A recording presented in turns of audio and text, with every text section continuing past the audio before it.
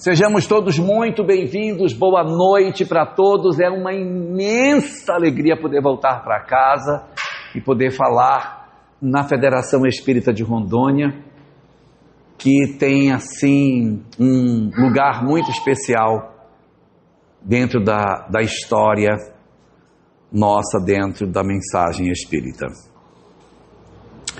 E hoje a gente veio conversar sobre um assunto que é muito importante, porque ele fala bem de perto da gente, e nós, quando nos aproximamos da mensagem espírita, todos nós somos informados de que ao renascermos, ao encarnarmos na Terra, quando cada indivíduo encarna no planeta, existe um espírito que tutela a nossa encarnação e que, de certa maneira, vai nos acompanhando ao longo de toda a existência, tutelando as nossas decisões e trabalhando para que a gente consiga executar aquilo que nos está planejado. Chamamos esse espírito de mentor, ou espírito guia, anjo da guarda, como você queira chamar, mas existe um espírito que, de certa maneira, tem uma vinculação direta com cada um de nós e que é responsável pelo resultado do nosso planejamento em termos de acompanhamento. Quando nós temos uma família que reencarna, um grupo familiar ligado a uma família, também existe um espírito responsável pelo desempenho de todo o grupo familiar em conjunto. Ele é um benfeitor que está ligado ao grupo familiar. Cada indivíduo tem o seu, mas tem um que é o tutor daquela equipe familiar.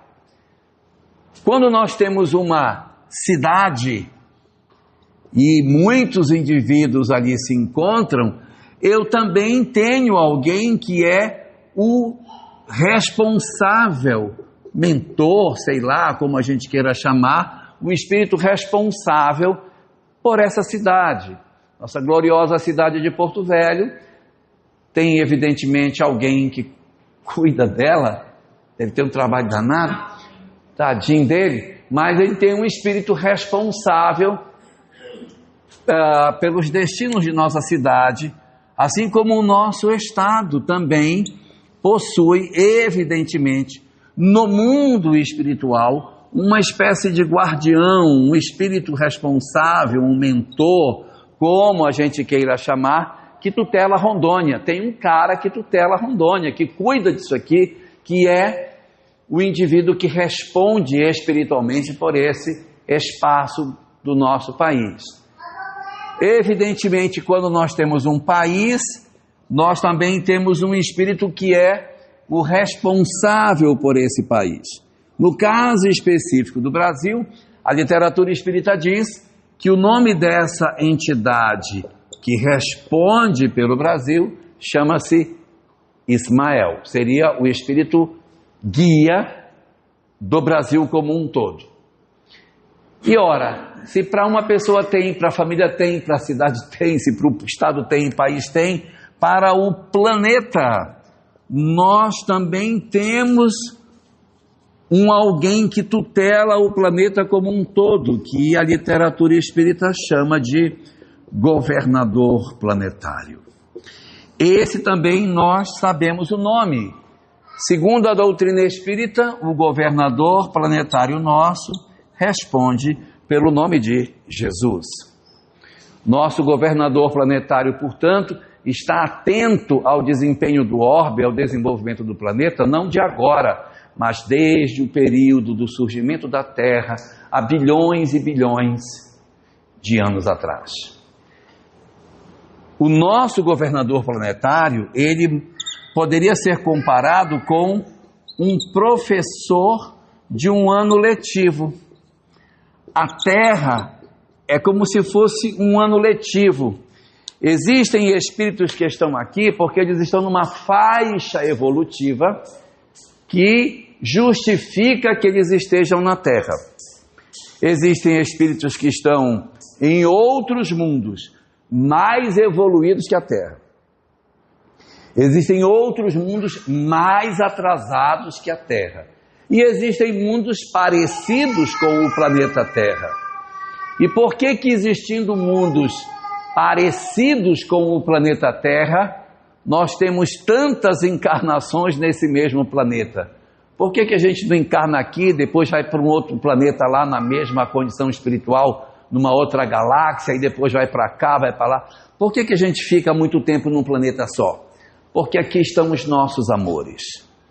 Então, como os amores estão num padrão evolutivo semelhante, a gente acaba ficando no mesmo planeta, sob a tutela de um mesmo governador planetário, durante esse período letivo, que é o período que o planeta tem para nos oportunizar o crescimento.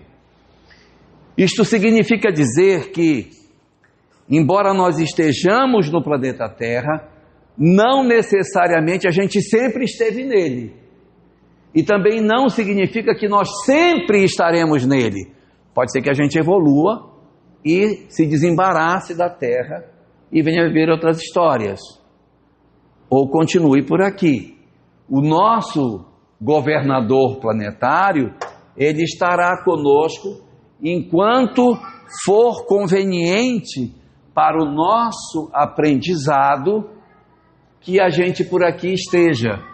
Então, é da circunstância da nossa evolução que o nosso governador planetário tutele as nossas vidas sob as bênçãos de Deus, que é o soberano Senhor do universo por inteiro, não só de um planeta. E quais são as técnicas que o governador planetário usa para nos educar? Quais são as ferramentas educativas que a literatura espírita nos entrega, que nos permite montar um mosaico de quais são as ferramentas das quais ele se vale, quais são as estratégias que ele utiliza para a nossa educação espiritual? Uma leitura mais atenta daquilo que as obras espíritas nos falam, vão nos dizer que existem 8 formas diferentes, existem 8 mecanismos distintos que o governador planetário se utiliza para promover esse processo de crescimento de cada um de nós. Se vocês quiserem, eu não falo de nenhum deles, a gente pode encerrar a palestra aqui e já podemos ir embora. Mas se vocês quiserem, eu mostro para vocês as 8 ferramentas das quais o nosso governador se vale para o nosso processo evolutivo. O que é que vocês querem? Quer ver? Então vamos lá. Nem que vocês não quisessem, eu ia mostrar do mesmo jeito. Vamos lá. Primeira ferramenta que nós encontramos na literatura espírita, que faz parte do processo de acompanhamento da evolução dos espíritos. A primeira ferramenta chama-se migração individual. O que é uma migração individual? É um fenômeno no qual um único espírito, por isso individual, migra do planeta. Então nós temos um ano letivo, a professora dá aula nessa escola, e quando ela chega no mês de março, que ela recebe os alunos, ela diz: esse aqui é muito inteligente, vou atrapalhar ele. É melhor que ele vá para o ano seguinte. E a professora pega aquele aluno e ele já sabe ler, menino pode passar para uma série seguinte. Isso é uma possibilidade. Migração individual é mais ou menos a mesma coisa. Nós temos um planeta que tem um determinado padrão evolutivo, e o governador planetário, observando o indivíduo, diz: esse aqui é muito bom. Eu acho que valeria a pena ele sair daqui. Então, no capítulo 11, itens 35 a 37 do livro A Gênese, Allan Kardec fala sobre migração individual. É um fenômeno que acontece com algumas características. Primeiro, é individual, não é coletivo, é um indivíduo que sai. Segundo, ele sai a convite, se ele não quiser ir, ele não vai, se ele quiser, ele vai, se não quiser, ele fica. Não é obrigatório. Terceiro, este fenômeno sempre tira a pessoa para um planeta em melhores condições espirituais. Não existe migração individual para mundos piores. A migração individual é a identificação que você está muito bem e você então migra individualmente para um outro planeta. E uma quarta característica é que elas acontecem fora do período das transições planetárias. Por quê? Porque na transição planetária o planeta já vai mudar. Já está faltando só 500 anos, 600 anos para mudar. Por que eu vou tirar um cabo daqui para lá, se daqui a pouco aqui já vai ser bom? Então fica, dá uma colaborada aqui, pelo amor de Deus, em vez de ir embora. Então a primeira razão é porque já vai mudar, fica. E a segunda é porque nos períodos de transição planetária acontece muita turbulência. Então é bom que os melhores alunos fiquem para ajudar esse processo de migração em termos espirituais. Portanto, esse fenômeno é o fenômeno que mede exatamente a saída de espíritos de um determinado planeta, porque estão muito bons em relação ao que se espera dos espíritos típicos desse orbe. Exemplo: o espírito Alcione da obra Renúncia recebe um convite e vai embora, mas não impede que ela volte para tentar ajudar os seus entes queridos. Vai, mas não fica apartado, mas merece a concessão de viver numa outra sociedade. Bezerra recebeu o convite, não quis, perdeu a chance. Muito bem, isto é migração individual, primeiro fenômeno. Fenômeno número 2, que o nosso Cristo planetário tem. Reparem que na migração individual, o cara quando migra, migrou, foi, né? Sai da escola, vai para uma outra escola. Mudou de ano letivo, porque o governador planetário permitiu que ele assim fizesse. Ferramenta número 2 que nós temos no nosso processo educacional. Chama-se... A segunda ferramenta que nós temos chama-se reencarnações missionárias. O que são reencarnações missionárias? São encarnações de espíritos altamente evoluídos, tanto no campo científico como no campo moral, que quando encarnam na Terra deixam um rastro de luz por onde eles passam. São espíritos muito evoluídos, muito. Alguns poderiam até ter migrado da Terra para lá, já ter saído daqui, mas eles ficaram porque quiseram, ou ficaram porque fazem parte do colégio de ministros do governador. Ou seja, a minha tarefa é ficar aqui. Não, eu sei que eu poderia ir, mas eu escolhi permanecer neste planeta ajudando o governador planetário. Não estou trabalhando a minha evolução, mas estou atuando no socorro de outras almas. Então são espíritos muito além do padrão típico da Terra.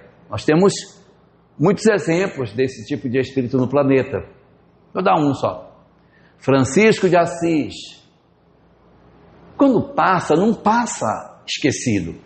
Não precisa ser rico para ser visto. Pobre como for, como Francisco, deixa uma marca impressionante por onde eles passam.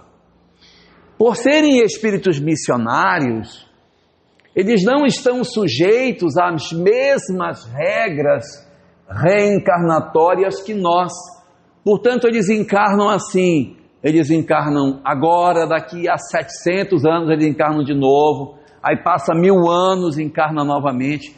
Eles não têm uma encarnação muito frequente, porque são espíritos muito evoluídos e não necessitam ficar retornando o tempo todo, porque eles não vêm por conta deles, eles vêm para deixar um contributo, deixa aí vamos deixar o povo entender o que eu falei, daqui a 1000 anos eu vou de novo, e aí eu falo mais um pouquinho. Reencarnações missionárias. Falou de Francisco de Assis. Francisco de Assis. O que você acha da Joana d'Arc? Olha, Incrível, não é? História dela. a Joana d'Arc. Rapaz, eu acho a Joana d'Arc um espírito meio controverso. Porque ela era um médium excepcional. Mas ela comandava um exército. Ela matava ingleses. Que é uma coisa assim, meio polêmica, né? Mas em termos de mediunidade, ela era fantástica. Mas fala assim que até o Cristo admitiu, por exemplo, a escravidão. Isso é um processo, né, da evolução. Não seria o caso dela estar nesse processo? Mas unimos que devem. Existem muitas discussões sobre ela, né? Existem pessoas que a defendem como sendo uma pessoa incrível. Eu acho nela incrível a maturidade. Uma mulher com 17 anos tomar a liderança de um exército, reconhecer, ela vai para uma reunião, o rei Carlos VII está no meio do povo, e ele mandou uma outra pessoa se vestir como rei. Aí ela entra, em vez dela ir no cara que estava vestido de rei, ela vai no outro que não está vestido e diz: meu rei, nós precisamos defender a França. E não tinha WhatsApp naquela época, para ela saber a cara do rei. Então ela não tinha.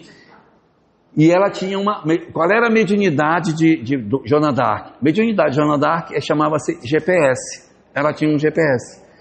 Então ela dizia assim: o exército inglês está na cidade tal.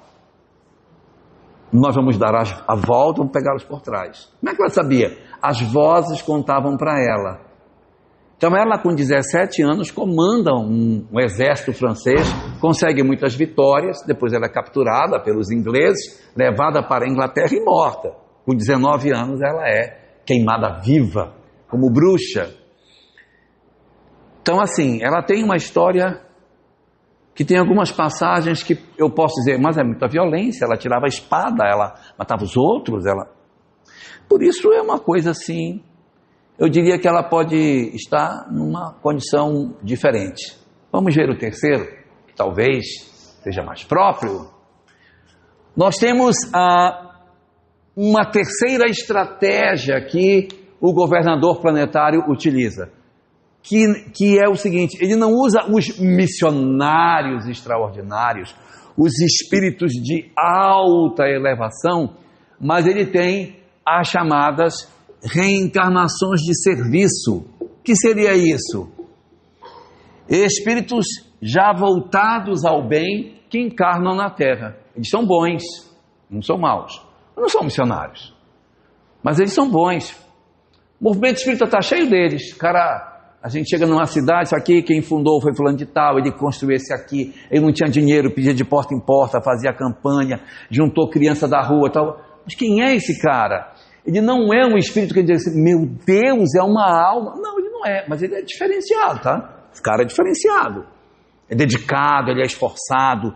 Padres incríveis, sacerdotes maravilhosos, pastores que têm um envolvimento muito forte com a sua comunidade, que restauram vidas, pessoas que se dedicaram ao bem, professoras amorosas, médicos incríveis, profissionais fantásticos. Estão aí, tá? Eles têm problema? Até tem. Mas a ênfase que eles têm no trabalho do bem é preponderante. Eles têm suas dificuldades, não são espíritos puros, mas quando eu falo desta pessoa, fulano era um cara incrível, hein? Eu lembro quando ele fez tal coisa, aí você conta coisas bacanas que essa pessoa fez, porque ele não é um espírito no padrão típico da Terra. Ele já tem tantas conquistas que quando ele encarna, ele também deixa um contributo, não como os missionários, mas ele deixa um contributo. Ele é lembrado como, por exemplo, um político que fez uma coisa incrível por um povo, um libertador. São pessoas assim, que são boas, têm seus defeitos, têm suas fragilidades, mas na soma de tudo, o saldo é positivo. São pessoas que se destacam no seu campo profissional, no campo religioso, sei lá, onde quer que seja, pelas características singulares que essas entidades possuem. Eu confundo vocês com o que eu estou dizendo? É claro que eu digo. Pensei que eu estivesse confundindo vocês. Então olha só, na migração individual o cara é tão bom que ele já vai embora. Os missionários são muito bons, então eles encarnam de tempos em tempos. Esses, reencarnação de serviço, também não são típicos. Eles não encarnam o tempo todo, só que eles demoram menos tempo do que os missionários, mas eles vêm, reencarnam com mais frequência e sua vinda ao planeta é sempre percebida como sendo uma pessoa assim, bem legal, na sensibilidade, no desprendimento, no esforço, na dedicação, às vezes cientistas, pesquisadores, pessoas que deixaram grandes contributos na construção da ciência, da filosofia, da religião, da arte. Reencarnação de serviço. Eu não sei se vocês perceberam, mas só está piorando. E são 8, tá? Agora que eu vou para o 4. Número 4. A quarta estratégia que o nosso governador utiliza. Não são mais missionários. Não. Longe disso, não são missionários. E também não são espíritos que trazem já um saldo positivo na sua história. São espíritos típicos do planeta. Aqui já não são mais missionários, mas nem espíritos que vêm para servir.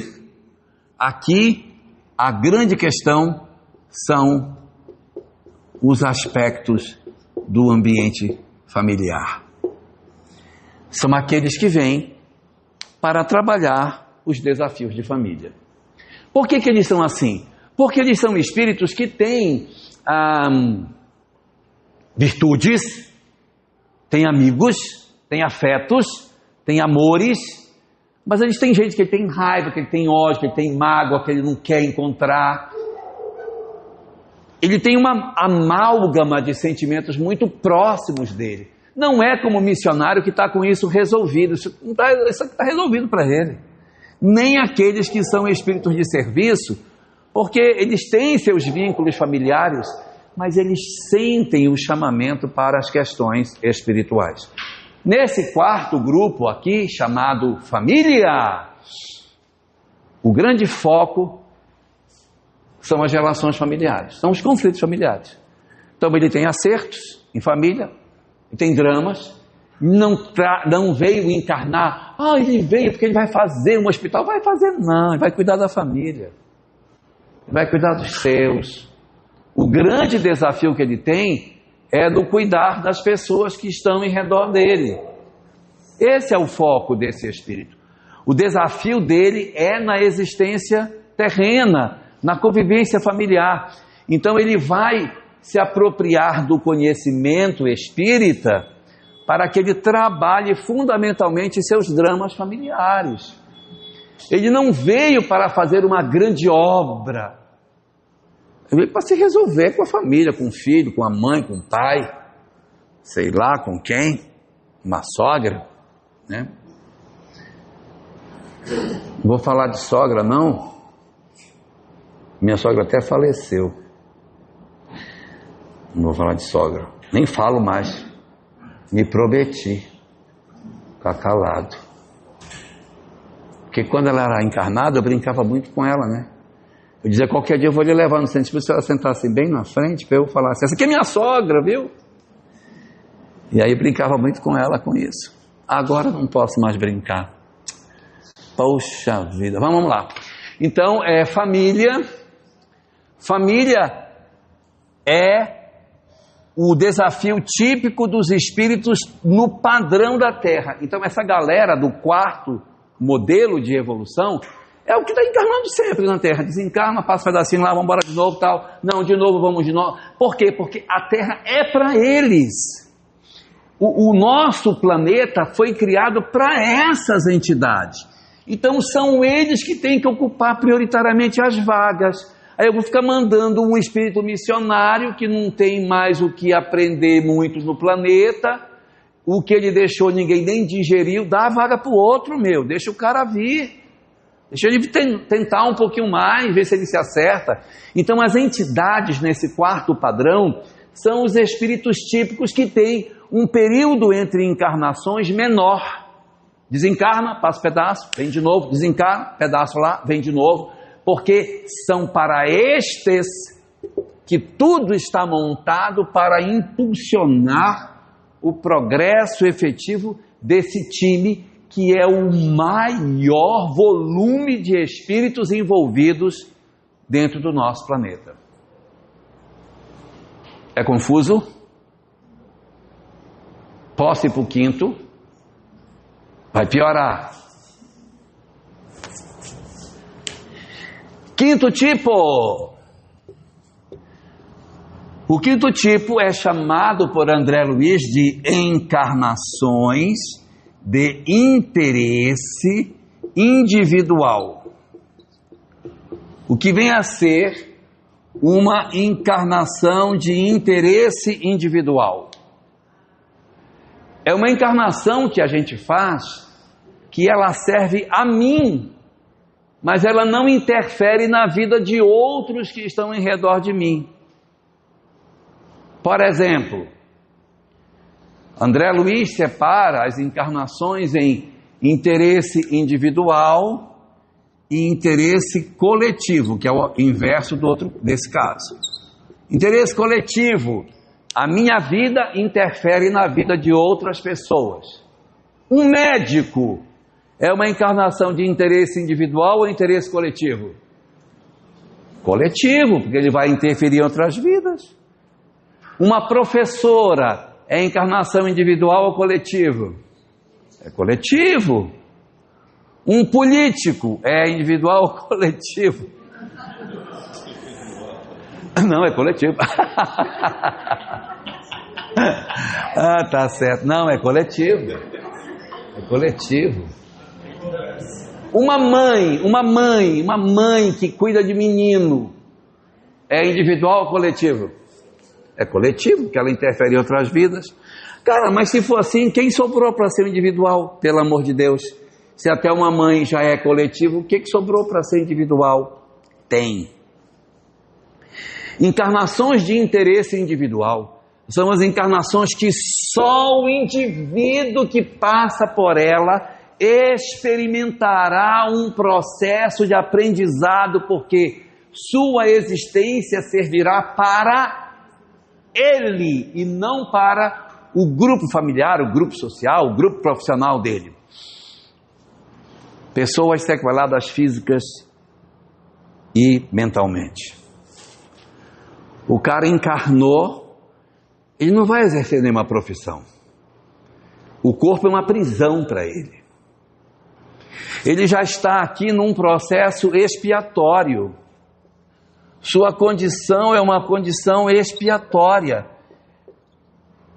Nas condições primeiras, das primeiras três, as experiências são missionárias, não é? Aqui os espíritos são mais missionários. Tanto na migração individual, reencarnação missionária, reencarnação de serviço, eles têm muito de missão.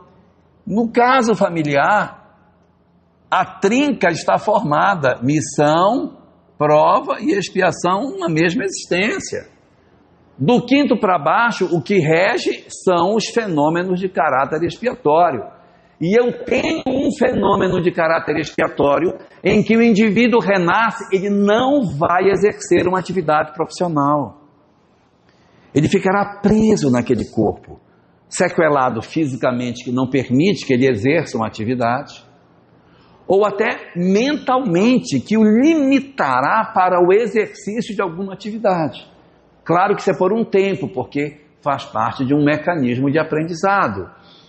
Ele passa uma encarnação nesse padrão e depois ele se liberta disso para continuar o seu processo evolutivo. Ninguém está condenado a viver numa condição dessa por todo sempre. Você vive uma história de uma encarnação de interesse individual, mas isso se desmonta à medida que você aprende com essas lições e desenvolve valores espirituais que aquela existência poderia lhe oferecer. Eu confundi? Número 6.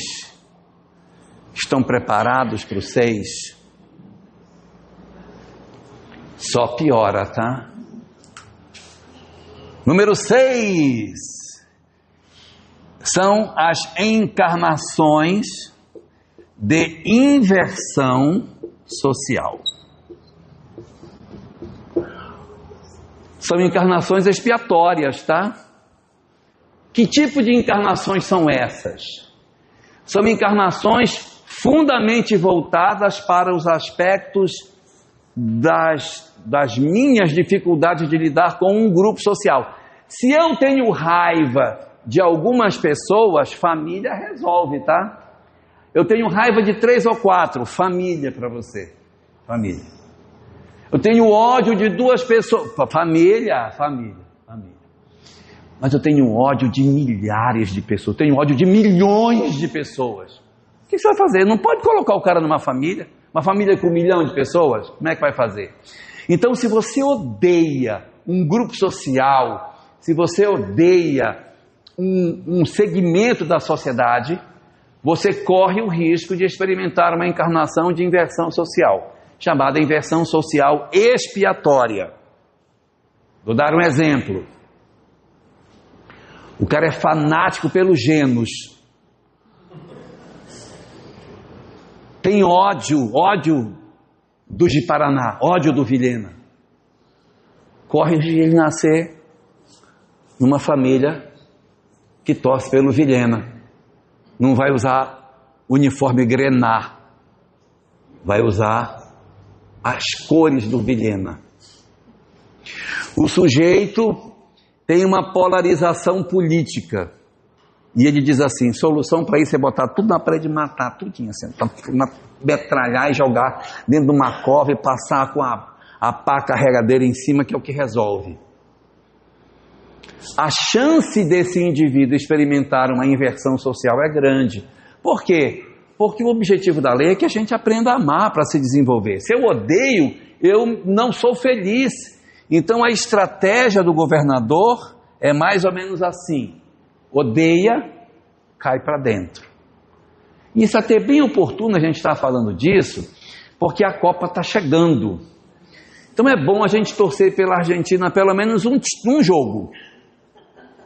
De preferência um que ela já esteja classificada, que é para também não torcer muito, torcer só um pouquinho. Torcer por ela para a gente não correr o risco de nascer argentino na próxima, né? Na geração de vocês isso nem existe mais, porque todo mundo gosta do Messi, todo mundo gosta dele, todo mundo assiste, anda com camiseta do Messi, isso acabou. Mas na minha geração ninguém podia falar a palavra argentina que todo mundo tinha raiva, porque o Maradona provocava muita raiva na gente. Então havia muito, isso foi se diluindo, graças a Deus com o tempo isso já não tem mais. Tem só a rivalidade normal, né? Você vai jogar com a França, você torce para que dê tudo certo para nós, mas antigamente era um ódio mortal, a vontade era que os jogadores da Argentina morressem tudo em campo, caísse um raio, matasse tudo. Hoje isso não é mais assim. Mas a inversão social expiatória é esse fenômeno em que franceses encarnam como ingleses ou como alemães, em que árabes encarnam como judeus e vice-versa, para que se diluam os ódios. É através do fenômeno da inversão social expiatória que nós poderemos resolver os grandes ódios coletivos que o planeta possui. Não odeie para não ter a chance alta de renascer no segmento que você rejeita. Eu fui claro? Ok, muito bom. Essas encarnações precisam de uma preparação para você nascer gremista. Se você foi colorado, precisa de uma preparação. Então elas não são imediatas. Um vascaíno renascer como flamenguista precisa de um tempo maior para preparar o espírito dele. Claro que não é qualquer vascaíno. É aquele que tem ódio, que quer matar. Quem é vascaíno, mas não tem ódio, não precisa passar por essa experiência. Agora, quem tem ódio, coloque sua barba de molho. Número 7. Número 7. Também é expiatório. Chama retenção espiritual. O que é uma retenção espiritual? São espíritos que estão num grau de comprometimento tão grande que não reencarna assim tão facilmente, não. Esses espíritos são os grandes senhores da guerra, os grandes enlouquecidos, os grandes destruidores da humanidade, as entidades que pertencem aos segmentos do mal, espíritos endurecidos, cruéis, perversos, que deixam um rastro de sangue por onde passam, espíritos depravados, desequilibrados, tiranos, enlouquecidos, perversos de todas as ordens. São nossos irmãos, tá? Precisam reencarnar. Então, eles também precisam de uma chance reencarnatória. Então, eles não podem vir sempre. Se eles vierem sempre, eles perturbam muito o planeta. Então, do mesmo jeito que os missionários demoram, eles também demoram para vir, tá? Que é quando eles vêm, deixam uma desgraça, e tem que deixar um tempo para ver se a gente se organiza para eles virem de novo. Só que agora, nesse período da transição planetária, está uma galera deles aqui, tá? Tem um trecho do Apocalipse que diz assim: e convém que no final dos tempos Satanás seja solto por um pouco de tempo. Ninguém precisa ficar preocupado porque Satanás já está solto. Se alguém acha que ele não está solto ainda é porque não está assistindo televisão. Assista que você vai ver que o bicho está solto. A notícia boa que eu tenho para dar é que é por um pouco de tempo. E a notícia ruim é que um pouco de tempo para Deus é muito tempo para nós. Então, assim, é por um pouco de tempo para Ele. Então, vai ser só uns 500 anos e aí... Gente... E nós, coitadinhos, vivendo 500 anos no mundo, esse monte de gente louco. Só os lobos caem em armadilhas feitas para lobos. Se eles nos seduzem para que odiemos ou para que o sigamos, é porque nós somos frágeis também. Se nós fôssemos mais fortes, as suas sugestões não nos perturbariam. Então, ser bom no meio do mal é que é o grande desafio. Esse é o objetivo.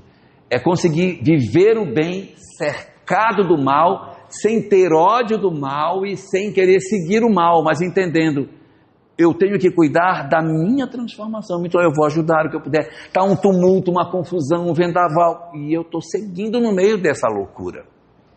Essa é a proposta que a gente tem. Então, a retenção, do mesmo jeito que as missionárias, também demoram demais para acontecer. A número 2 e a número 7 têm uma conexão muito forte, porque são circunstâncias que não acontecem com frequência. E aí tem a 8ª, para a gente terminar, chamado migração coletiva. Diferente da migração individual, a migração coletiva é coletiva. É individual, é individual. A migração individual é a convite, aqui é compulsório. Vai mesmo, nem que não queira. A migração individual acontece fora do período da transição planetária. Aqui acontece dentro do período da transição planetária.